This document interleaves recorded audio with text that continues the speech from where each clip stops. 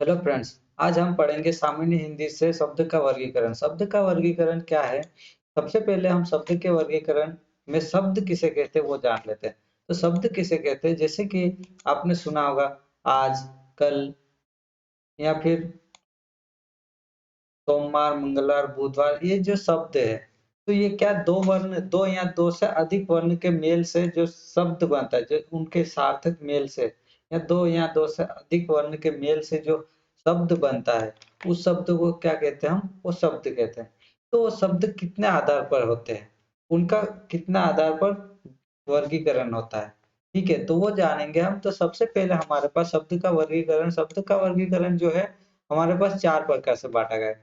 चार प्रकार से, पहला उत्पत्ति, उद्गम, स्रोत और मूल के आधार पर।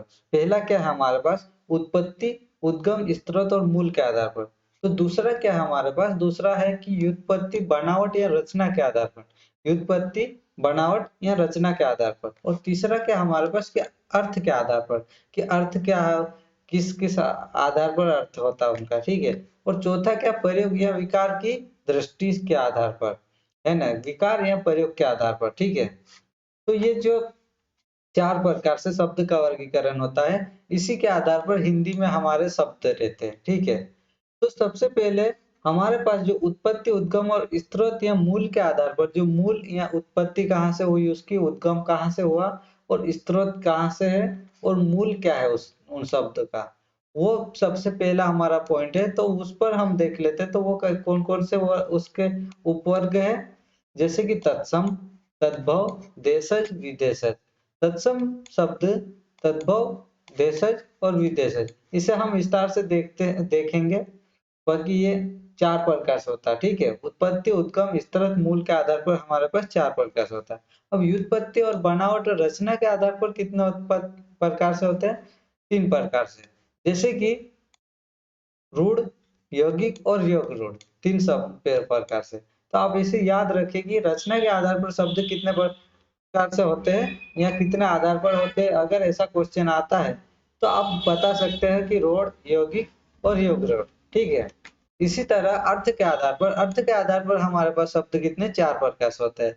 एकार्थक, अनेकार्थक और समानार्थी और विरुद्धार्थी, ठीक है। तीन चार प्रकार से अर्थ के आधार पर हमारा जो अर्थ का आधार रहता है, अर्थ का आधार पर रहता है, तो उसमें चार प्रकार से होता है।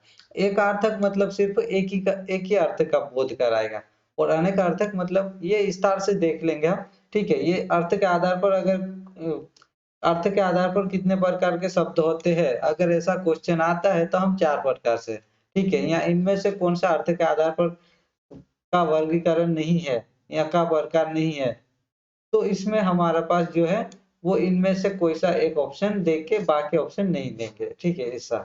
तो प्रयोग या विकार की दृष्टि से, प्रयोग या विकार की दृष्टि से क्या होता है हमारे पास? दो प्रकार से, एक तो विकारी और अविकारी, ठीक है। विकारी में क्या होता है कि उसमें विकार उत्पन्न होता है और अविकारी में विकार उत्पन्न नहीं होता।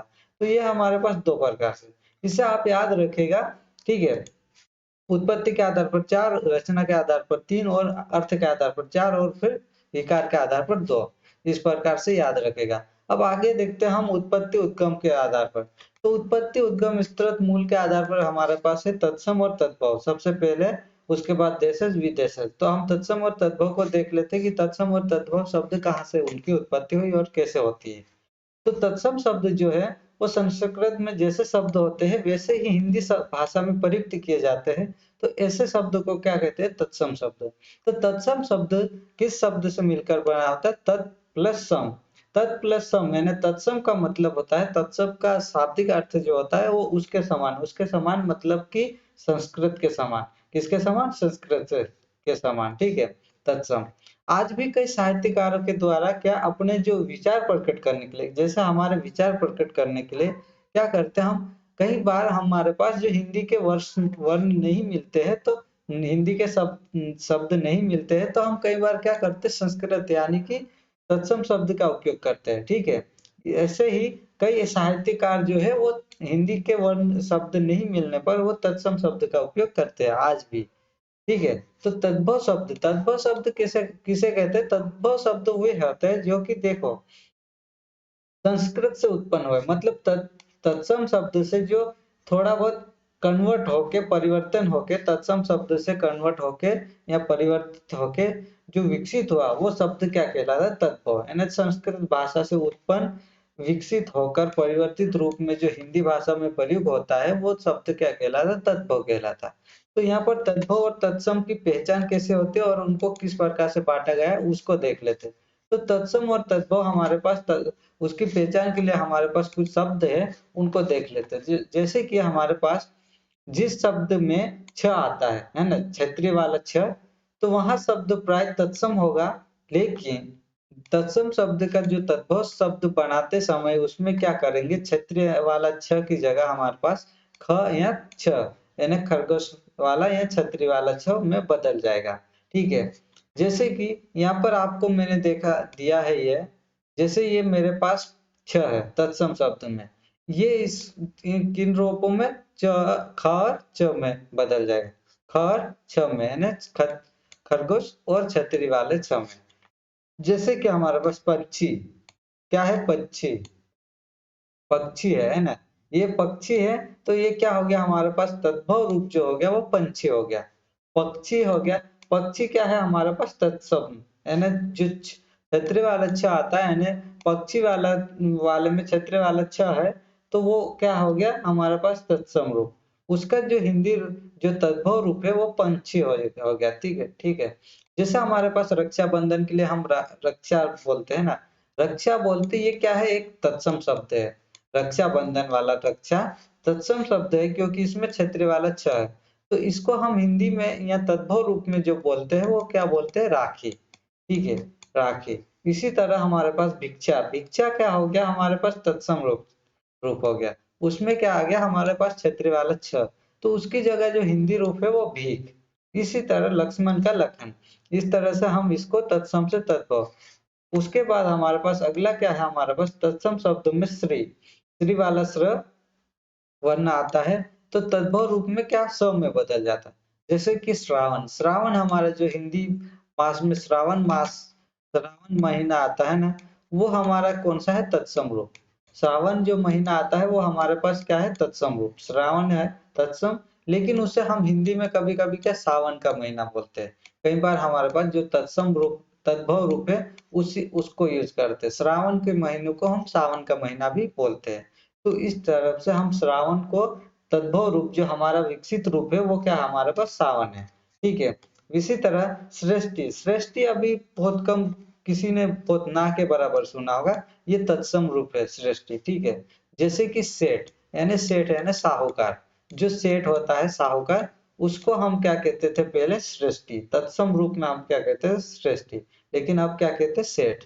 इसी तरह श्रृंगार, श्रृंगार को हम श्रृंगार यानी तैयार होना। ठीक है, तो उसको अब क्या कहते हैं? पहले तत्सम रूप में श्रृंगार कहते थे, तो उसको अब आप क्या कहते हैं? श्रृंगार, श्रृंगार। ठीक है, तैयार होना, श्रृंगार। उसके बाद तत्सम शब्दों में प्रयुक्त हुआ श, जो सल्जम वाला श है, ये शब्द तद्भव रूप में क्या हो जाता है? सपेरा वाला स में बदल जाता है। जैसे कि शिक्षा, शिक्षा में क्या है हमारे पास? स है सपेरा वाला, ये सलजम वाला, तो वो शिक्षा क्या हो गया हमारे पास? सी चेंज हो गया। ठीक है, जैसे शुकर, शुकर को हम शुगर बोलते हैं।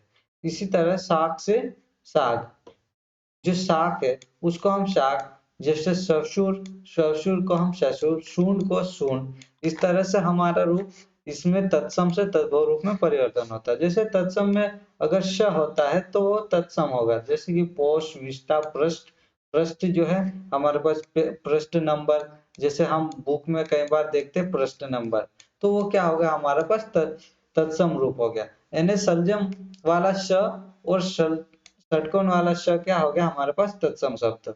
ठीक है, यहाँ पर ये मैंने कर रखा है शॉर्टकट के लिए, याद रखने के लिए। उसके बाद हमारे पास तत्सम शब्द में वो आता है, तो तद्भव रूप में क्या हमारे पास? ब आ जाता है। जैसे कि वानर, वानर क्या है? बहुत बार हम बंदर को वानर बोलते थे, और कई बार संस्कृत की जब कम से कम 5वीं 6ठी क्लास में जब संस्कृत का पाठ रहता था उसमें हम वानर के टॉपिक्स है ना वो अध्याय था वानर का। ठीक है, तो उसको वानर बोलते थे, लेकिन जो तत्सम रूप है वो वानर है, तो उसका जो तद्भव रूप है वो बंदर। ठीक है, वणिक, वणिक है ना बनिए को बोलते थे, वत्स, वत्स है ना बछड़ा, वधु, वधु भी वधु तो अभी भी बोलते हैं कई जगह। तो वधु का जो तद्भव रूप है वो हमारे पास क्या है, बहु, बहु, ठीक है। वर यात्रा, वर यात्रा भी अभी भी यूज करते हैं बारात के लिए। तो ये बारात, बारात जो है वो तद्भव रूप है हमारे लिए, और वर यात्रा जो है वो तत्सम रूप है, ठीक है। मतलब जो हिंदी में जो तत्सम रूप है उसमें वो आएगा, और हिंदी जो तद्भव रूप है उसमें ब आएगा, ठीक है। तत्सम रूप में त्रिशल वाला त्र, उसके बाद ऋषि वाला ऋ। तो ये पत्र, जैसे पत्र, ये तत्सम रूप है, ऋषि वाला ऋषि, यदि तत्सम रूप, तत्सम शब्द है। मित्र, नृत्यम, राजपुत्र, रात्रि, ये क्या है हमारे पास, तत्सम शब्द है। तत्सम शब्द की पहचान के लिए हमारे पास जो शॉर्ट ट्रिक है वो यहाँ पर है, इसे याद रखेगा आप। तत्सम में अगर छ आया, श्री आया, या स आया, स, या फिर व, या त्रिशल वाला, या ये, इनमें से कोई सा भी आया तो आप तत्सम शब्द मान सकते हैं, ठीक है। और अगर इनमें से ये शब्द आए तो आप तद्भव रूप उसको ज्ञात कर मान सकते हैं और उसको क्लिक कर सकते हैं। इस तरह से हम तत्सम और तद्भव की पहचान करते हैं। उसके बाद हम उत्पत्ति के आधार पर अगला पॉइंट देखते हैं, देशज। देशज शब्द क्या होता है, जैसे कि वे शब्द जिनकी उत्पत्ति मूल का पता ना हो। क्या होता है देशज शब्द, जैसे यहाँ पर किसी भी देश में जहाँ उत्पत्ति का पता नहीं हो, वैसे शब्द क्या होते हैं, देशज, ठीक है। जिसका प्रचलन तो हो लेकिन वो उत्पत्ति का नहीं पता हो, ठीक है। जैसे कि आमतौर पर क्षेत्रीय भाषा में प्रयोग किए जाते हैं, कई बार क्षेत्रीय में, जैसे ग्रामीण क्षेत्र, आसपास कहीं भी लोकल एरिया में, लोकल एरिया नेटवर्क में, लोकल एरिया नेटवर्क नहीं, लोकल एरिया में, तो यानी क्षेत्रीय भाषा, क्षेत्रीय एरिया में, वहां पर यूज करते हैं देशज शब्द। तो देशज शब्द में क्या होता है, जैसे लोटा, कटोरा, ढोंगा, डिबिया, छानी, लप्पड़, मग्गा, ठर्रा, मुक्का, जो जगमग जगमग चलते हैं ना, पो पो पो, झिलमिल झिलमिल, उस टाइप के जो शब्द है, झिलमिल झिलमिल, उटपटांग, खुसर खुसर, खुसर खुसर, क्या कर रहे बोलते कभी कभी। तो उस टाइप के जो वर्ड्स रहते हैं वो क्या कहलाता है हमारे पास, जो शब्द रहते हैं, यानी आगे खिसकाना, कुछ धड़ाम दे के कुछ गिरना, उटपटांग बातें करना, ये सब क्या है, जैसे शब्द है, ठीक है। इसका कई उत्पत्ति, मूल उत्पत्ति का पता नहीं रहता, ये कहाँ से आई इसका मूल उत्पत्ति का नहीं पता, लेकिन ये क्या है, कभी कभी दे, दैनिक बोलचाल में इन शब्दों का यूज हो जाता है, तो उसमें क्या प्रचलन में आने से ये क्या है, देश शब्द जो हिंदी में अभी भी है, ठीक है। उसके बाद देश विदेश शब्द। विदेश शब्द क्या होता है, जो हिंदी में, जो विदेशी भाषा से हिंदी में आए, जैसे कि हमारे पास शब्द की कमी होने से, या फिर शब्द की कमी तो नहीं लेकिन थोड़ी बहुत कुछ ना कुछ रहती है, या फिर कभी क्या है, जैसे अरबी, फारसी, या तुर्की, या अंग्रेजी। अरबी फारसी क्या हमारे पास जो मुस्लिम लोगों की वजह से अरबी फारसी आ गई। उसके बाद तुर्की, उसके बाद जो हमारा पास अंग्रेजी, इंग्लैंड इंग्लिशमैन रहे हमारे भारत में कई साल तक, इसलिए वो, और पुर्तगाल भी आए थे हमारे यहाँ, तुर्की भी, उस इसके कारण से हमारे पास इन भाषाओं के और अन्य भाषाएं भी हमारे देश में प्रचलन में है। तो ये जो विदेशों से भाषा के वर्ड्स, कुछ शब्द मिलते हैं हमारी भाषा में, हिंदी में, उनकी जिनका प्रचलन हो गया है हिंदी में, ठीक है। तो वैसे शब्द हमारे पास, जैसे कि मैं आपको बता देता हूँ कुछ एग्जांपल। जैसे अरबी भाषा में हमारे पास अजीब, अमीर, आखिर, ईमान, औसत, कमल, किस्मत, दावत या दफ्तर, इसका आप स्क्रीनशॉट लेके लिख सकते हो, ठीक है। इसको मैं पूरे पूरे शब्द बोलूंगा तो काफी लंबा वीडियो हो जाएगा, इसलिए पूरा पूरा नहीं, लेकिन मैं थोड़ा बहुत बता देता हूँ, ठीक है। यतीम, राय, ये अब अरबी शब्द है। अब फारसी शब्द क्या है, जैसे अफसोस, आबरू, आफत, उम्मीद, कबूतर, इस टाइप से। और जो उर्दू शब्द है वो काबू, कैची, कुली, चमचा, तोप, बेगम, बहादुर, इस टाइप से जो शब्द है, लाश, लफंगा, सौगात, ये तुर्की शब्द है। ऑर्डर। इंग्लिश शब्द तो बहुत सारे हैं हमारे हिंदी भाषा में, जो सहराज भाषा भी है हमारी, अंग्रेजी, हमारी राजभाषा हिंदी है, किंतु सरकारी कामकाज में इंग्लिश को भी सह राजभाषा घोषित कर दी गई है, इसलिए हमारे पास इंग्लिश के भी कई सारे शब्द हिंदी में प्रचलन में है, ठीक है। इसके साथ हमारे पास इसके अलावा भी आप इंग्लिश के कई शब्द रट सकते हो उसकी पहचान के लिए, ठीक है। अब पुर्तगाली में आलपीन, अलमारी, बाल्टी, चाबी और तंबाकू, आया, इस्पात, कमीज, ऐसे शब्द जो पुर्तगाली है, ठीक है। जैसे हमारे पास आगे क्या है, हमारे पास संकर शब्द। संकर शब्द क्या होता है, ऐसे शब्द जो दो भाषा के प्रयोग से बनते हैं। क्या होता है, दो भाषा के प्रयोग से शब्द बनते हैं, कौन से शब्द, संकर शब्द कहलाते हैं। जैसे कि हमारे पास हिंदी का घोड़ा है, ठीक है, हिंदी भाषा का हमारे पास घोड़ा और फारसी का सवार है, तो घोड़ा और सवार मिलकर क्या बन गया हमारे पास, घुड़सवार। तो ये घुड़सवार जो है वो दो भाषाओं से, हिंदी और फारसी भाषाओं से, तो दो भाषाओं के प्रयोग से बनने वाले शब्द क्या कहलाता है हमारे पास, संकर। जैसे कि हमारे पास लाठी, लाठी हिंदी शब्द है और हमें मालूम है कि इंग्लिश शब्द क्या है, चार्ज। तो लाठी चार्ज, लाठी चार्ज क्या है, पुलिस ने लाठी चार्ज कर दी बोलते हैं। तो जो लाठी चार्ज है उसको हम डंडा मारना या लाठी मारना तो नहीं बोल सकते, लाठी चार्ज बोलते हैं। तो लाठी चार्ज को इंग्लिश और हिंदी का दो संपूर्ण यानी संबंध मिक्स मिक्स किया हुआ रूप है, ठीक है। दोनों का मिक्सिंग रूप है लाठी चार्ज। तो ये जो लाठी चार्ज क्या है, हिंदी में प्रचलन हो गया। तो ऐसे शब्द, संकर शब्द जिनका हिंदी में भी प्रचलन है, जैसे टिकट घर, टिकट और घर, टिकट इंग्लिश है और हिंदी घर, तो टिकट घर, ऐसे कुछ शब्द है जो हिंदी में प्रचलन है। तो ऐसे शब्द को जो दो भाषाओं से मिलकर बने और किंतु हिंदी में प्रचलन है अभी भी, तो ऐसे शब्द को क्या कहते हैं, हम हिंदी संकर शब्द कहते हैं, ठीक है। अगला जो है हमारे पास व्युत्पत्ति के आधार पर, व्युत्पत्ति के आधार पर शब्द कितने होते हैं, व्युत्पत्ति ना बनावट या रचना के आधार पर हमारे पास कितने शब्द होते हैं। जैसे कि रूढ़ शब्द, रूढ़ शब्द क्या होते हैं, ऐसे शब्द जो तोड़ने पर या अलगा होने पर किसी भी अर्थ का बोध नहीं कराते, ऐसे शब्द को क्या कहते हैं हम, रूढ़ शब्द। रूढ़ शब्द जैसे कि किसी शब्द को तोड़ दिया, जैसे आम, आम को हम तोड़ देंगे आ प्लस म, तो यहाँ पर कोई भी अर्थ नहीं बताएगा, यहाँ ये अर्थहीन हो गया, क्या हो गया, अर्थहीन हो गया, ठीक है। जैसे फल, फल को हम तोड़ देंगे दो भागों में, फ प्लस ल, तो यहाँ पर जो है वो दो भागों में टूटने के बाद क्या हो गया, ये अर्थहीन हो गया। नदी, नदी क्या हो गया, जैसे दो भागों में इनको न और द को तोड़ दी को तोड़ दिया, तो यहाँ पर क्या अर्थहीन हो गया। तो इसका मतलब है रूढ़ शब्द में क्या होता है, उसको तोड़ने या अलगाव करने पर किसी भी अर्थ का बोध नहीं करवाते, ऐसे शब्द को रूढ़ शब्द कहते हैं। तो आप एग्जाम में क्वेश्चन आए कभी कि जैसे किसी भी शब्द को तोड़ने पर उस या अलगा होने पर अर्थ का बोध नहीं करवाते, ऐसे शब्द को क्या कहते हैं, तो ऐसे शब्द को क्या कहते हैं, रूढ़ शब्द कहते हैं। जैसे कि हमारे पास अगला है यौगिक, यौगिक शब्द क्या कहलाते हैं, जो दो शब्द के योग से बनते हैं किंतु उन्हें तोड़ने पर क्या करता है कि वो अलगा होने पर अर्थ का बोध कराते हैं, यानी अलग अलग करने पर भी अर्थ का बोध कराते हैं। जैसे कि गाड़ी वाला, गाड़ी और वाला, ये क्या हो गया, अर्थ का बोध कराते हैं। नाटक और कार, नाटक और कार क्या है, नाटक और कार, तो ये जो नाटक भी हो गए और कार भी हो गए, ठीक है। इस टाइप से यहाँ अर्थ का बोध करा रहे, तो यौगिक शब्द कहलाते हैं। उसके बाद हमारे पास अगला शब्द क्या होता है, योग रूढ़, योग और रूढ़। योग रूढ़ क्या होता है, ऐसे शब्द जो जो क्या किसी तीसरे का बोध कराते हैं। आप अगर इसे स्क्रीनशॉट भी ले सकते हैं, ठीक है। उसके अलावा मैं बता देता हूँ कि योग रूढ़ शब्द ऐसे होते हैं जो विशेष व्यक्ति या वास्तु या प्राणी को संबोधित करने के लिए उपयोग किए जाते हैं। जैसे कि किसी ऐसे शब्द जो प्रचलन में होने के कारण किसी तीसरे अर्थ में बोध कराना या लीन हो जाना। जैसे हमारे पास एक दंत, एक दंत कौन है, ठीक है।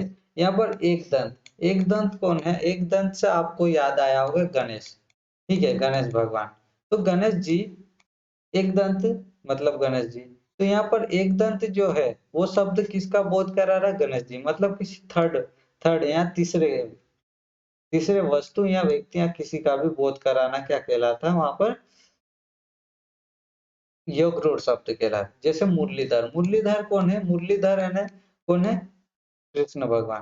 क्या है, मुरली मतलब, मुरली मतलब बांसुरी और धर मतलब धरना है, पकड़। तो बांसुरी पकड़ने वाला या बांसुरी बजाने वाला मुरलीधर कौन है, कृष्ण भगवान। उसी तरह शिव शंभु क्या है, शंकर भगवान। इस तरह से ये दूसरे किसी तीसरे का बोध कराने वाले शब्द क्या कहलाते हैं, योग रूढ़ शब्द, ठीक है। उसके बाद हमारे पास अगला जो है वो कौन सा है? अर्थ के आधार पर। अर्थ के आधार पर हमारे पास 4 प्रकार के होते हैं। तो हमारे पास जो एक आर्थक होता है, एक आर्थक कैसे होते हैं? जैसे कि ऐसे शब्द जिनका साधारणतः एक ही अर्थ होता है, कोई दूसरा अर्थ प्रकट नहीं होता है, ठीक है? जैसे हमारे पास मनुष्य के नाम, जैसे मनुष्य के नाम में जैसे कमला ले लिया हमने, तो कमला क्या है? कमला केवल प्रत्येक व्यक्ति या लेडीज या जो भी है उसके लिए, केवल उसी के लिए, सिर्फ अकेले के लिए, ठीक है? प्रत्येक एक व्यक्ति के लिए नाम होता है। तो कमला क्या है? एक ही व्यक्ति का बोध करा रहा है। कमला नाम के ऐसे बहुत सारे रहते हैं, लेकिन जो यहाँ एक अर्थक है वो केवल उसी जिसका नाम है जो हमारे फ्रेंड सर्कल में उसी को इंडिकेट करेगा ये, केवल उसके आसपास बहुत सारे कमला हो उससे नहीं, मतलब जिसको टारगेट जिसको बोला है वही इंडिकेट होगा इसके हिसाब से। तो ये क्या है? राधा। राधा भी केवल एक ही, राम मोहन जो भी है वो केवल उसी को इंडिकेट करेगा जिसको बोला है, ठीक है? तो ये केवल एक ही अर्थ को बोध कराता है। जैसे भारत, तो यहाँ पर भारत कई सारे देश नहीं है, भारत केवल एक देश है। चीन, चीन एक ही है। अमेरिका, अमेरिका एक ही है। तो ये क्या है? केवल एक ही अर्थ बोध कराता है। मुंबई, मुंबई भी एक ही है भारत में। मुंबई है। लंदन इंग्लैंड में है। दिल्ली भारत में। पेरिस फ्रांस में। ये क्या है? हमारे एक ही नगरों के नाम, और इसका कोई दूसरा अर्थ नहीं होता। इन अर्थों को जैसे पिपरिया या बालाघाट या जो गांव है, मेहरा जो भी, या हमारा गांव मान लो, ठीक है? उस गांव को क्या कहेंगे? वो केवल एक ही अर्थ बोध कराता है। तो इस शब्द को क्या कहते हैं हम? एक अर्थक। जैसे अनेक अर्थक, अनेक अर्थक क्या होता है? जैसे कि परिस्थिति के अनुसार अलग अलग अर्थ का बोध कराते हैं, ठीक है? अलग अर्थ, अलग अर्थ का, जैसे कि एक ऐसे शब्द जिनके एक से अधिक अर्थ होते हैं, जैसे हार। हार क्या हुआ? हार, हम हार ऐसे ही बोले तो हार मतलब क्या समझ नहीं आएगा। कौन सा हार? पहला है गले का हार। गले का हार मतलब माला, और पराजय मतलब हारना। यानी मैच हारते हैं या कुछ भी जो गेम रहता है उसमें हारने का मतलब हार। तो ये हारना और माला वाला हारना, तो इसमें क्या दो अर्थ हो रहे। जैसे कुल, कुल क्या हमारे पास? कुल एक तो पूर्णांक, यानी परीक्षा में या कहीं पर भी पूर्णांक, टोटल नंबर।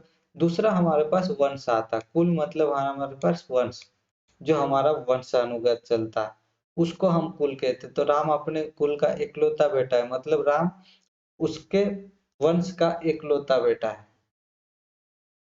ठीक है? सीता के पास कुल 4 किताबें, मतलब सीता के पास जो है वो कितनी, पूरी 4 किताबें हैं, उसके अलावा कोई किताब नहीं है सीता के पास।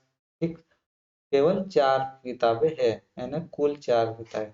पराजय मतलब हारना, कुछ मैच हार के कुछ भी। गले का हार मतलब हारना, हार, गले का हार मतलब जो पहनने वाली माला रहती वो हार, ठीक है? अनेक अर्थक में। अब आगे हमारे पास क्या है? समानार्थी। समानार्थी क्या होता है? जैसे कि हमारे पास समानार्थी का बोध कराने वाले शब्द को समानार्थी कहते हैं। या समानार्थी को हम शब्द प्रतिशब्द भी कहते हैं या पर्यायवाची शब्द भी, पर्यायवाची शब्द भी कहते हैं। जैसे हमारे पास जो सूर्य है, सूर्य को हम किस किस नाम से संकेत, किस किस नाम से बोल सकते हैं? तो सूर्य को हम किस किस नाम से जानते हैं, ठीक है? तो सूर्य को हम रवि भी बोलते हैं, सूरज भी बोलते हैं, भास्कर, आदित्य भी बोलते हैं। ये क्या है? पर्यायवाची शब्द है, ठीक है? जैसे फूल, फूल मतलब पुष्प, सुमन, प्रसून, कुसुम। ये जो है वो फूल को ही बोलते हैं, ठीक है? फूल को अगर हम पुष्प चाहिए बोलेंगे तो भी फूल मिलेगा, फूल चाहिए बोले तो भी फूल। सुमन चाहिए, इसमें क्या है? सुमन और कुसुम जो है लड़की के नाम भी रहते हैं कई बार। बाकी हम अगर पहले इसको पर्यायवाची के हिसाब से देखा जाए तो सुमन जो है वो भी फूल का नाम है, कुसुम भी फूल का नाम है, और प्रसून भी फूल का नाम। औरत, औरत मतलब लड़की या लेडीज। औरत मतलब नारी, औरत मतलब महिला, औरत मतलब स्त्री। उसके अलावा औरत मतलब वनिता। वनिता ये ऐसा शब्द है जिसको याद रखना चाहिए, क्योंकि औरत का मतलब वनिता इसमें अलग जा रहा है, ठीक है? जैसे पर्वत, पर्वत मतलब भूधर, पहाड़, सेल, गिरी। इनमें से जो नहीं याद है उनमें उनको आप टिक करके रख सकते हैं। और फिर बहुत सारे ऐसे पर्यायवाची शब्द है, उसको आप याद कर सकते हैं। मैं आपको पर्यायवाची शब्द और भी प्रोवाइड कर दूंगा इसी के इसी के साथ हम अगला विलंब शब्द पढ़ते हैं। विलंब शब्द क्या होता है? जैसे विरुद्धार्थ शब्द, या उल्टा या विपरीत शब्द है। इसको विरुद्धार्थी शब्द या फिर विपरीतार्थक शब्द भी कहते हैं या विलंब शब्द कहते हैं। जैसे सुख का दुख, दुख का सुख, अमृत का विष, सम्मान का अपमान और आदर का अनादर, इस टाइप से। हम जो जैसे सुख हमारे पास है तो दुख, उसका उल्टा क्या हो गया? दुख। अमृत है हमारे पास तो उसका विष उल्टा, ठीक है। सम्मान अगर हम करते हैं तो अपमान भी होगा, इसलिए सम्मान और अपमान दोनों। आदर करना है किसी का तो किसी का अनादर भी करना रहता है। इस टाइप से हम, या निरादर, इस टाइप से उल्टा विलंब शब्द क्या होता है? एक विपरीत चलता है, ठीक है, उस शब्द का विपरीत, उसे विलंब शब्द कहते हैं। और विलंब शब्द भी आपको मैं प्रोवाइड कर दूंगा टेलीग्राम चैनल पर, ठीक है। इसके बाद हमारे पास भिन्नार्थक शब्द। भिन्नार्थक शब्द क्या कहलाते हैं? जो सुनने पर और पढ़ने में एक समान लगते हैं किंतु उनके अर्थ अलग होते हैं, बिल्कुल ही अलग अर्थ होते हैं। जैसे मेल। मेल यहाँ पर क्या हो गया? मेल मतलब मिलना वाला, एकता वाला। और दूसरा मेल जो है वो गंदगी का है, मेल, ठीक है। जैसे बेल। बेल मतलब एक लता हो गया। और दूसरा हमारे पास जो बेल है वो एक पशु है। पशु, बेल। जो बेल है वो पशु भी है, और दूसरा बेल हमारे पास लता के लिए है। इसी तरह यहाँ पर मेल वाला एकता हो गया, यानी मिलने वाला। दूसरा हमारे पास मेल यानी गंदगी वाला मेल, यानी मेल साफ करने वाला, ठीक है। इस प्रकार से अर्थ के आधार पर, अर्थ के आधार के बाद हमारे पास जो है प्रयोग के आधार पर। प्रयोग के आधार पर दृष्टि, प्रयोग या विकार की दृष्टि से कितने प्रकार के होते हैं? तो दो प्रकार के, विकारी और अविकारी। विकारी क्या है? जिन शब्द का रूप परिवर्तन होता रहता है वो विकारी कहलाते हैं, विकारी शब्द हैं, ठीक है। इसमें संज्ञा भी आती है, सर्वनाम भी, विशेषण भी और क्रिया भी। संज्ञा, सर्वनाम, विशेषण और क्रिया आती है, ठीक है, विकारी शब्द में। जैसे कुत्ता। कुत्ता हो, कुत्ता क्या है? एक है। लेकिन कुत्ते, यहाँ पर क्या है? इसमें विकार उत्पन्न हो रहा है। एक कुत्ता या दो कुत्ते, और यहाँ पर बहुत सारे कुत्ते हैं, ठीक है। जैसे मैं, यहाँ पर फिर मैं से मुझे हो गया, मुझे से क्या हो गया? हमें, है ना, ज्यादा बढ़ गई। थोड़ा, थोड़ा से बहुत, ये विकार उत्पन्न हो रहा है। खाता है, खाती है और खाते हैं, इस प्रकार से विकार उत्पन्न हो गया। तो विकार उत्पन्न होना मतलब चेंज होना, परिवर्तन, रूप परिवर्तन। जिन शब्द का रूप परिवर्तन होता है वो क्या कहलाते हैं? विकारी शब्द। अब क्या होता है अगला हमारे पास? अविकारी शब्द। विकारी शब्द क्या होता है? जिन शब्द के रूप में कभी कोई परिवर्तन नहीं होता, ठीक है, वो शब्द क्या कहलाता है? अविकारी शब्द कहलाते हैं, जिसमें क्रिया विशेषण, संबंध बोधक, समुचय बोधक या इसमें आदि, इनमें से किसी से भी शब्द आए तो वो क्या कहलाते हैं? अविकारी। तो आप इसे याद रखेगा। जैसे विकारी शब्दों में संज्ञा, सर्वनाम, विशेषण और क्रिया याद रखना है, वैसे ही इसमें इसे याद रखेगा। यहाँ से शब्द आया तो अविकारी रहेगा, और यहाँ से आया तो विकारी। या तो अविकारी में है किंतु, परंतु, लेकिन। इसमें क्या विकार उत्पन्न नहीं होगा? किंतु, परंतु, लेकिन, एवं और अरे, हे भगवान, ये जो है वो विकार उत्पन्न नहीं होगा, ये अविकारी रह शब्द रहेंगे, ठीक है। इसी के साथ हम इस वीडियो को समाप्त करते हैं। अगले वीडियो के लिए आप हमारे चैनल को सब्सक्राइब कर लीजिए। साथ ही अगर वीडियो अच्छा लगा हो तो इस वीडियो को लाइक कीजिए, कमेंट कीजिए, और इसी के साथ आपके फ्रेंड सर्कल को भी फॉरवर्ड कीजिए। ओके फ्रेंड्स, इसी के साथ हम वीडियो को समाप्त करते, मिलते हैं नेक्स्ट वीडियो में। Okay bye.